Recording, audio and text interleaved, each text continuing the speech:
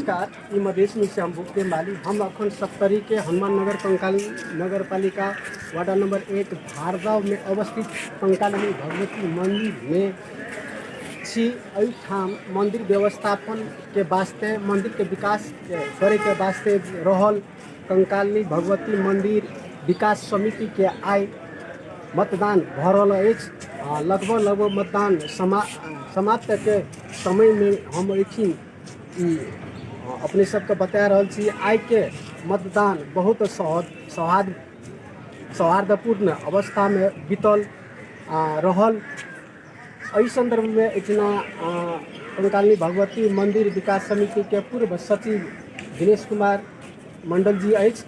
दिनेश जी, आइ जे मतदान भेलिए मंदिर विकास समिति के केहन रहल? बहुत जे आइ के अपना सबके ई मतदान आइ भए रहल छै, तो उ मतदान बहुत सहज रूप और बहुत नीक मतदान, जे भी नहीं सोचने रहिए अहाँके ओहन मतदान आइ के भी अपना सबके आइ मतदान बहुत सहज रूप से कोनो दृष्टिकोण रूप लए कऽ नहीं, कोनो अपन जनता अपन स्वच्छा रूप से माता के दरबार में अपन आज पोलिंग बहुत बढ़िया पोलिंग भेले। हाँ, पोलिंग भी एकदम बहुत सहज रूप से ये पोलिंग भेले। समथिंग अखन 1400 पोलिंग अहाँके कटि चुकल छै। लगभग पोलिंग अते नहीं भी सोचने रहिए हम सब भी कि अते पोलिंग हेतै, तब भी पोलिंग बहुत बढ़िया पोलिंग, जनता अपन सुरक्षा अपन। दिनेश जी, जेना हमरा सुने में आयल है जे कतो से दोबारा मत से भी गिरले, की छै सही बात नहीं? नहीं ई सर कोनो एकदम नहीं छै। जे पोलिंग अपने भेल छै उ पोलिंग एकदम स्वच्छ रूप एकदम पोलिंग भेल छै, ओहिमे कोनो दुई मत नहीं छै, एकदम सही एकदम पोलिंग भेल छै। जी धन्यवाद। यही क्रम में कंकाली भगवती मंदिर विकास समिति के पूर्व अध्यक्ष गजेंद्र माझी जी अछि। गजेंद्र जी, एहि जे भऽ रहल अछि मतदान, केहन वातावरण में भऽ रहल अछि? मतदान बहुत शांतिपूर्ण और बढ़िया वातावरण में भए रहल है। मतदाता सब आबि रहल छै, लाइन में लग के मत अपन खसा रहल छै और मतदाता सब अपन जे एहिठाम एकटा नया व्यवस्था के चेंज भए रहल छै, जे एकटा जातिवाद के नारा पर एकटा बहुत तरह के विभिन्न किस्म के नारा कए के जे एकटा ठेक के मत लए के मंदिर के व्यवस्था के जे गड़बड़ ताहि लेल एहि बेर एकटा व्यवस्था के परिवर्तन दिखाई रहल छै और मतदाता सब छै परिवर्तन के नया परिवर्तन लाबे के पक्ष में मतदान कए रहल छै। पूर्ण विश्वास छै। अपने के दृष्टि में एहि परिवर्तन हैत? हमरा एकदम पूर्ण उम्मीद छै जे परिवर्तन हैत। नहीं अखुनका जे रुझान दिखा रहल छै, जे बिहार से जे परिवर्तन भए गेलै है। निर्वाचित पदाधिकारी सबसे अपने केहन किस्म के अपेक्षा रखने चाहिए मंदिर के वास्ते? जे अखन जे टीम के तरफ रुझान देख रहल छियै, जे नीलेश झा के अगुवाई में जे समिति बन रहल छै, उस समिति हमरा पूर्ण विश्वास है जे आने वाला दिन में मंदिर में नया व्यवस्था और नया परिवर्तन करे। जी धन्यवाद। भारदा के कंकाली भगवती मंदिर में भरल मतदान में अखन भरखर यानी को प्रथम मतदान करनिहार शुभनारायण मंडल जी अछि। शुभनारायण जी, अपने मतदान केलहुँ? हाँ जी, केलहुँ।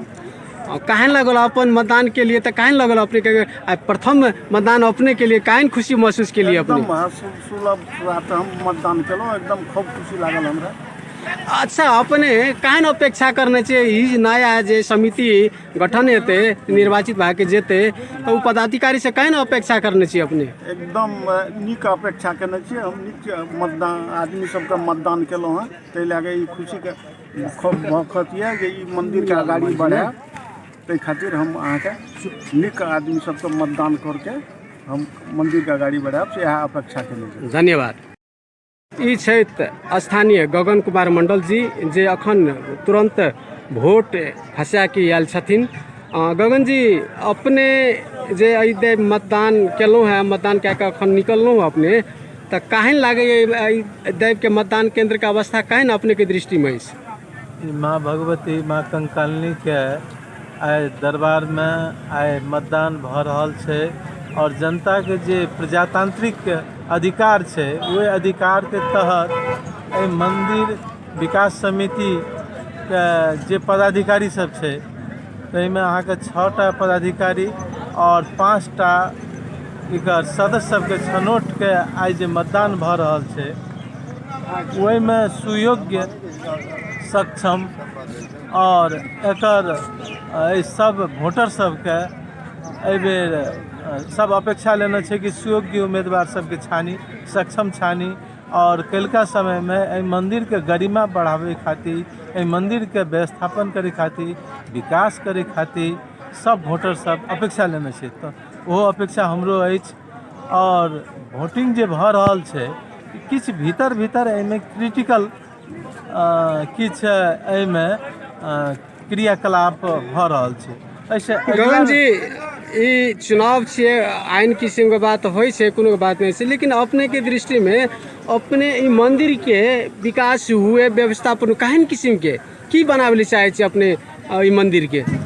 ई मंदिर अहाँके नेपाल भारत विश्व के एकटा पर्यटन के केंद्र छै, धरोहर छै और एकरा जतेक विकास कर सके एहि क्षेत्र के एहि गाँव के एहि पालिका के सबके संग संगे जुटल विकास छै। मंदिर के विकास होने के मतलब भेले एहिठाम के जनता के पर्यटन के हिसाब किताब में जनता के विकास हेतै। अपने चाहे छियै जे ई कंकालनी भगवती मंदिर पर्यटक के विकास करे एकटा मध्य प्रदेश के प्रमुख पर्यटन स्थल के रूप में निर्माण हुए।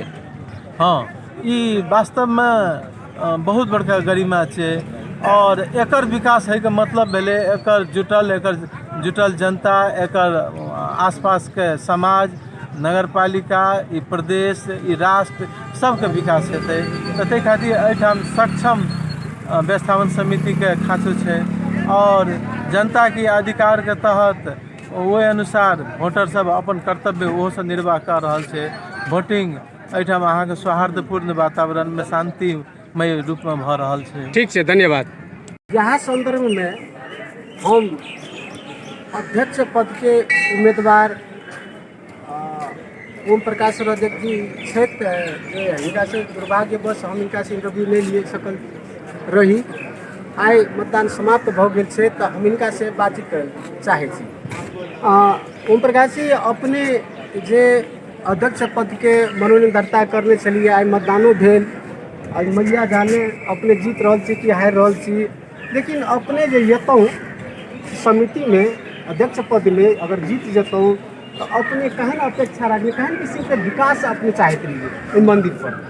जी धन्यवाद पत्रकार श्री भूपदेव माली जी जे हमरा मौका दिलिए अंतिम समय में निर्वाचन सटे के समय छै ताहिमे हमरा जे छै मौका दिलिए दू शब्द राखे के लेल और हमर उम्मीदवारी जे छलै से 11 बूथे घोषणा के साथ हम जे आयल छलहुँ। सबसे पहिलुकबा हमर एजेंडा छलै मंदिर विकास समिति का व्यवस्थित करी, मंदिर का कर्मचारी सबके जे छै व्यवस्थापन करी और आर्थिक जे छै कारोबार जे छै जे आर्थिक कारोबार के खातिर जे छै देख रहल छै अखनी एते बड़का जे छै निर्वाचन भए रहल छै, बड़का रोड शो सब भेलै, बड़ा नेता सब आबि के जे छै कैंपिंग केलकै, प्रचार केलकै विभिन्न पैनल सबके। एहि चीजके मुक्त करबाबै के लेल जे छै हमर उम्मीदवारी छलै जे आर्थिक कारोबार से सबसे पहले वंचित करेबै, तकर बाद जे छै माता दरबार लगेबै और माता दरबार लगा के संपूर्ण गाँव के भर भला आदमी, युवा, बुद्धिजीवी, विकास प्रेमी और मंदिर प्रति चासो राखे वाला लोग सबके जे छै एक दिन विकास समिति और उ विकास प्रेमी लोग सबके जे छै बैसा के एक जगह में सर सलाह कर के समन्वय कर के कोनो भी किस्म के निर्णय लेबै और निर्णय लेके काम मात्रे जे छै मंदिर विकास समिति के रह, आर्थिक कारोबार कोनो भी किस्म के नहीं कर।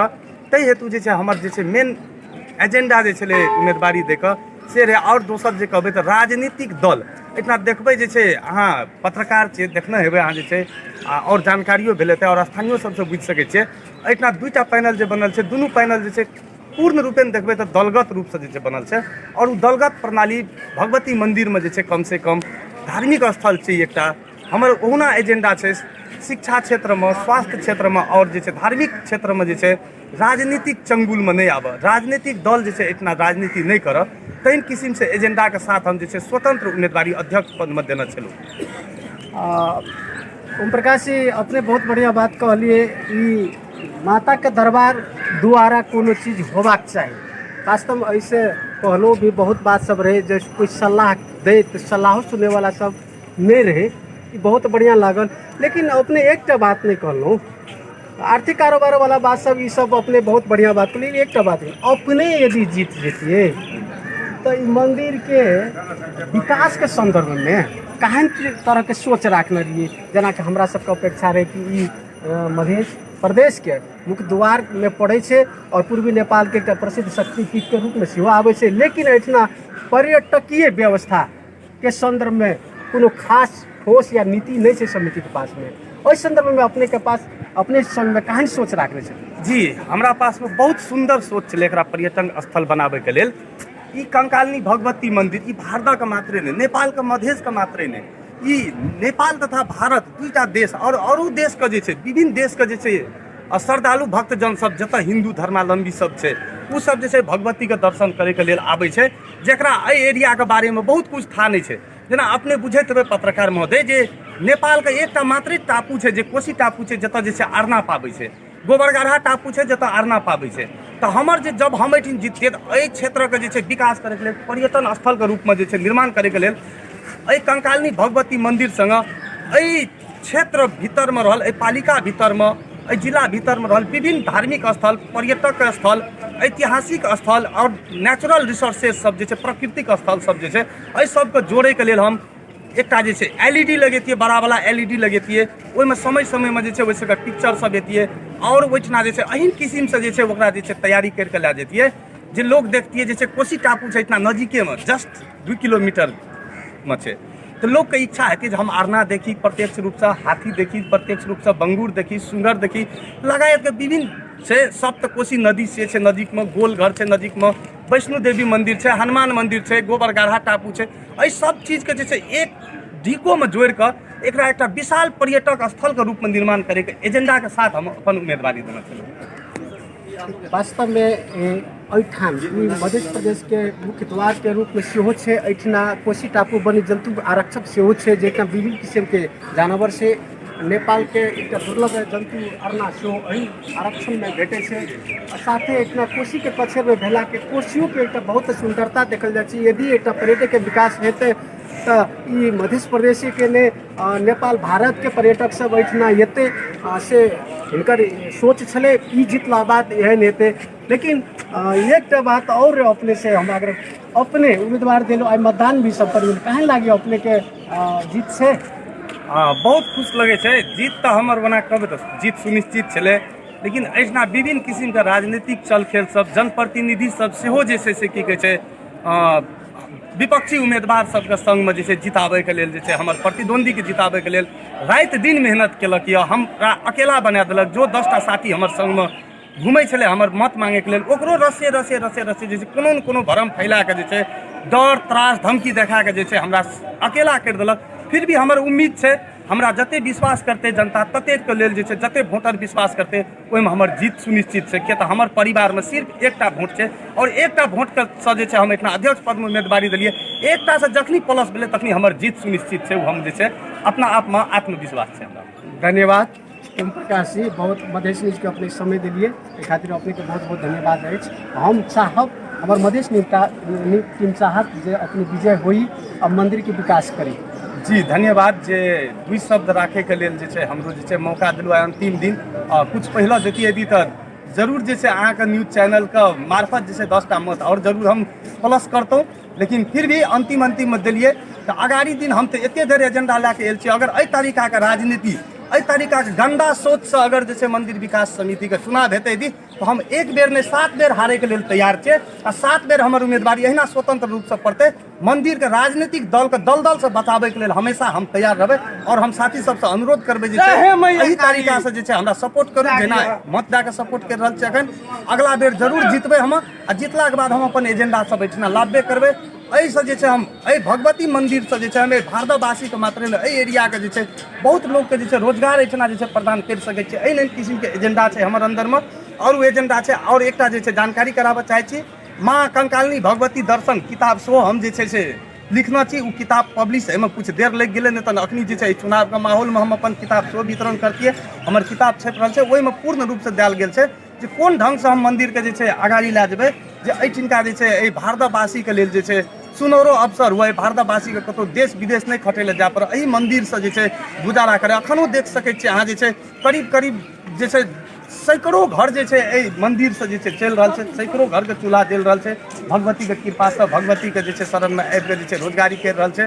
और अगर हम जीततियै, यदि अगर हम जीत जेबै, यदि अखनी मतदान होइते छै, जीततियै नहि जीत जेबै यदि हम, तऽ जरूर जे छै एहि तरीकाके जे छै से करबै। धन्यवाद।